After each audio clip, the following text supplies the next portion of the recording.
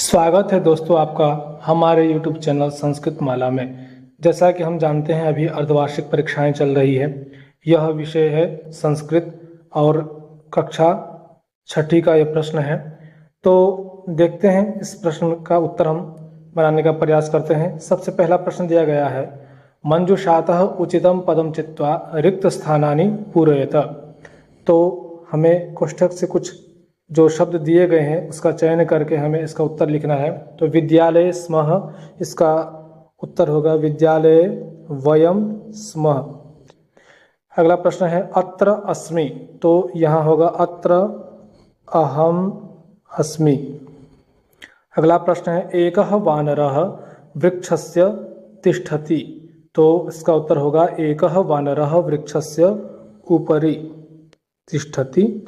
फिर है अगला प्रश्न, अहम प्रतिदिनं प्रातः उत्तिष्ठामि, तो अहम प्रतिदिनं प्रातः पंचवादने, ये आप देख सकते हैं यहाँ दिया गया है पंचवादने, तो यह हो जाएगा यहाँ पे प्रतिदिनं पंचवादने उत्तिष्ठामि। अमितः गृहात् गच्छति, तो इसमें आएगा बहि, ये बच गया है, तो अमितः बहि क्या हो जाएगा, अमितः गृहात् बहिः गच्छति।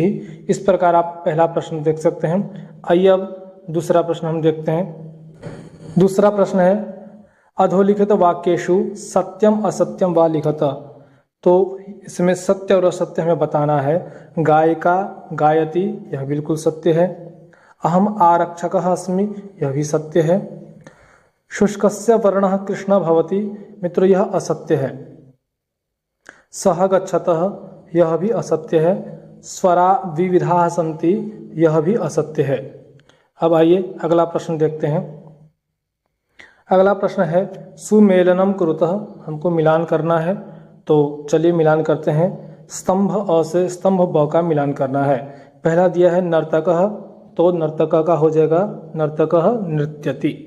फिर है छात्राः, तो छात्राः का हो जाएगा छात्राः पठन्ति। त्वम, त्वम के साथ आ जाएगा त्वम लिखसि। चालकः चालयति। तौ बालकौ।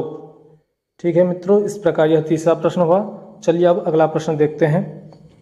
अगला प्रश्न है उदाहरणमनुसारं मंजुषातः पदानि चित्वा वचन निर्धारणं कुरुत, तो वचन का निर्धारण करना है। एक तरफ एक वचन दिया गया है और दूसरी तरफ बहुवचन दिया है। एक वचन का हमको शब्द ढूंढना है इसमें से, चलिए ढूंढते हैं। पहला शब्द जैसे उदाहरण के लिए दिया है पुष्पम, तो और भी शब्द हम इसमें लिख सकते हैं। जैसे हो गया एक पुष्पम, फिर हो जाएगा फलम, फिर हो जाएगा आपका गायिका, फिर रजकः, सह और लेखनी। ये एक वचन के शब्द हैं। अब आइए हम बहुवचन के शब्द देखते हैं कि बहुवचन में क्या होगा। बहुवचन के शब्द है जैसे उदाहरण में दिया है बालकाः, तो एक हो जाएगा वृक्षाः, फिर अजाः,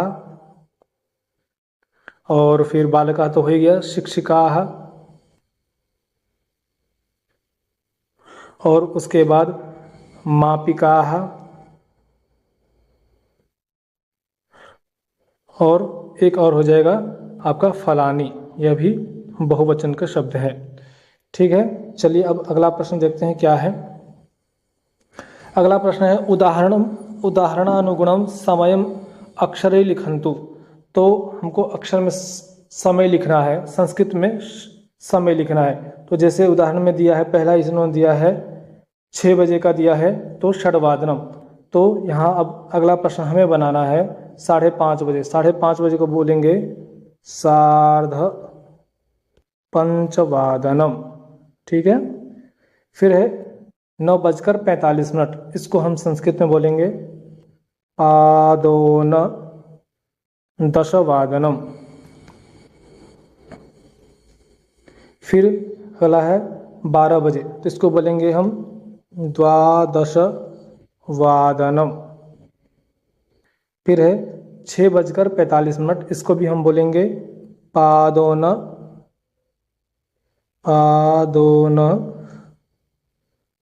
सप्तवादनम। ठीक है। और एक है 11:30, तो इसको हम बोलेंगे संस्कृत में 11:30 को बोलेंगे हम सार्ध एकादशवादनम। ठीक है। चलिए, तो इस प्रकार आपका ये भी प्रश्न हो गया। अब अगला प्रश्न देखते हैं क्या है। अगला प्रश्न है निम्न वाक्यानि अधिकृत्य उदाहरणानुसारम प्रश्न निर्माणम कुर्वन्तु। मित्रों, हमें प्रश्न बनाने हैं। अब जैसे उदाहरण दिया है सह गजः, तो प्रश्न निर्माण किया है कि सह कह, ऐसे ही हमें प्रश्न का निर्माण करना है। तो आइए प्रश्न का निर्माण करते हैं। जैसे दिया है सह बालकः, तो प्रश्न निर्माण कैसा बनेगा? तो प्रश्न निर्माण बनेगा सह कह, ये आपका प्रश्न निर्माण बनेगा। फिर अगला है सा नदी, तो इसका भी प्रश्न निर्माण कैसे बनेगा? सा का, ये आपका प्रश्न बना। फिर है सा लता, तो इसका भी प्रश्न बनाएंगे कि सा का। सह वृक्षः, वह वृक्ष है, तो इसका प्रश्न निर्माण कैसे करेंगे हम? सह कह, ये हो गया आपका। फिर है तत्फलम, इसका प्रश्न निर्माण बनेगा तत् किम। इस प्रकार यह भी प्रश्न हो गया मित्रों। अगला प्रश्न है मित्रों उदाहरणानुगुणम समयम संख्या भी लिखंतु। अब देखिए, यह संस्कृत में समय दिया है, इसको हमको संख्या में लिखना है। तो दिया है पादोन सप्तवादनम, तो 6:45।